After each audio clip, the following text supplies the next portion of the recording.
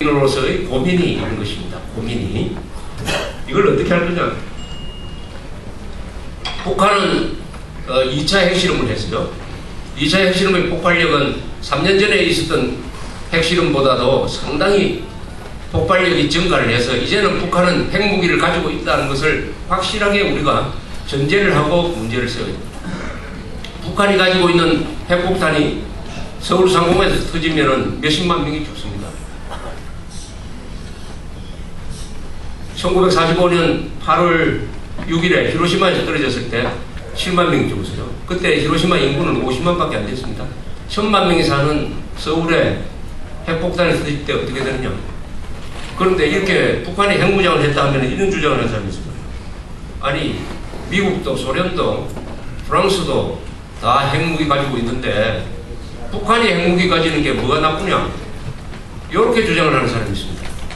지금 핵무기를 가지고 있는 나라가 유엔 안전보장이사회의 5개 나라입니다. 즉 미국, 러시아, 영국, 프랑스, 중국, 이 위에 파키스탄이 가지고 있어요. 인도가 가지고 있습니다. 이 나라는 문명국가예요. 문명국가니까 핵을 아무데나 쓰는 사람들이 아닙니다. 똑같은 권총을 가지고 있다고 해가지고 강호순이라든지 유영철 같은 연쇄살인범한테 또 권총을 줘야 된다. 형사가 권총을 가지니까 왜 살인강도가 권총을 가지면 안 됩니까? 라고 하는 이야기하고 또 마찬가지 같은 그런 바보 같은 이야기를 남한의 친북 좌익 세력들이 하면서 북한의 핵무장을 지금 변호해주고 있습니다. 그런데 지금 대한민국은 양면작전을 피해야 돼요. 핵무장한 북한과 남한의 그 북한을 편드는 친북 좌익 세력들이 인구의 몇 퍼센트가 되느냐, 몇 퍼센트가 되느냐. 여러 가지 여론조사를 해보면은 저의 계산으로는 북한을 맹종하는 종북 세력이라고 합니다. 한 10% 되는 것 같아요. 전 인구의 10%입니다. 10%면 500만입니다. 500만. 그 남자의 500만입니다. 성인의 500만. 유권자의 10%. 거기에 부하 내동하는 사람들까지 합치면은 좌파라고 부를 수 있는 사람이 한 30%가 됩니다. 30%. 물론 속아 넘어간 사람들이 더 많죠. 이 사람들의 대충 성향은 어떠냐. 대한민국 헌법을 별로 존중하지 않습니다. 그리고 법을 지키는 것을 별로 대수롭지 않게 생각합니다. 오늘날 대한민국에서는 좌우, 보수, 진보 어떻게 갈라야 되느냐. 객관적 기준으로 법을 지키는 사람과 법을 안 지키는 사람. 법을 지키는 사람은 애국하는 사람이고 법을 안 지키는 사람은 반영하는 사람이에요. 법을 지키는 사람은 민주주의 하는 사람이고 법을 안 지키는 사람은 독재하는 사람. 즉 한국에서는 법을 지키는 사람이 가장 정의로운 사람이고 법을 안 지키는 사람이 가장 불의한 자입니다.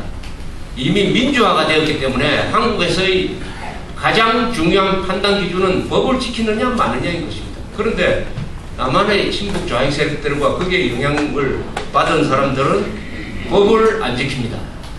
이명박 정부 들어와서 제일 안타깝게 생각하는 것이 바로 이 점이에요. 이명박 대통령은 원래 부지런한 분이에요. 노무현 전 대통령에 비교하면 정말 좋은 일을 많이 했습니다. 첫째, 경제 위기 관리를 세계에서 제일 잘했습니다. 이것만 해도 이분은 최소한 지지율이 30%는 받아야 돼요. 최소로.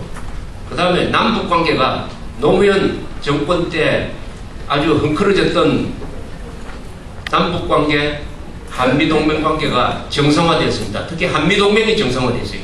한미동맹이 정상화되면 우리는 일단 안보에 대해서 걱정을 덜게 되는 것입니다. 그리고 남북 관계도 잘했습니다. 제가 잘했다는 것은 뭐냐? 북한한테 이유 없이 뜯어먹히지 않았다.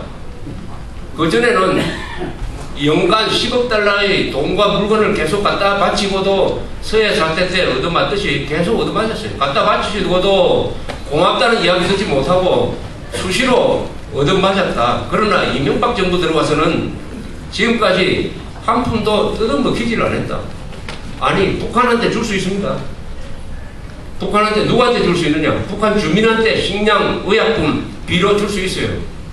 그런데 지금까지 북한으로 넘어가는 게 누구한테 갔느냐? 다 북한 노동당 간부한테 들어가가지고 이자들이 안 그래도 부자인데다가 그걸 시장에 내다 팔아가지고 부자가 되고 심지어 중국으로 내다 파는 이런 짓거리 하는데 해놓으니까 식량 문제가 해결 안 되었습니다. 우리가 10년 동안 매년 10억 달러씩 주었어요. 그 중에서 다른 건 말고 3억 달러만 식량 수입에 썼더라면 북한에는 식량 문제 다 해결됩니다. 3억 달러면 옥수수 200만 톤까지 올 수 있어요. 그러면 북한에서 굶는 사람 한 사람도 없을 수가 있어요. 그런데 우리가 갖다 준 10억 달러 중에 단 한 푼도 식량 수입에 쓰지 않았다. 그러니까 북한 주민들은 지금도 굶고 있다 하는 이런 상황이죠. 그런데 이명박 정부 들어서서 그렇게 하지 못하겠다고 딱 버티니까 지금까지 뜯어먹히지 않았다. 또 관광객을 사살하니까 그럼 좋다. 금강산 관광 끊어버렸다. 이렇게 남북관계를 잘 했습니다. 외교도 잘 했어요. 외교, 남북관계, 한미동맹, 경제관리 이거 이명박 정부 잘했어요. 그러면은 몇 점을 받아야 되느냐. 지금 지지율이 25%, 30% 이것은 이명박 대통령으로서는 한나라당으로서는 참으로 억울한 일일 것입니다. 억울한 일. 제 계산으로도 지지율이 50%는 나와야 돼요. 50%. 근데 왜 안 나오고 있느냐? 여기에 두 가지 이유가 있습니다. 하나는 MBC로 대표되는 이 방송입니다. 방송. 우리 국민들의 여론에 결정적인 영향을 미치는 것은 이제 신문이 아니에요. 방송입니다. 예컨대 방송이 작심을 하고 일주일 동안 거짓말 방송을 보내면은 보통 60%의 국민들이 속아 넘어갑니다. 60%가. 이런 일이 여러 번 있었어요. 여러 번.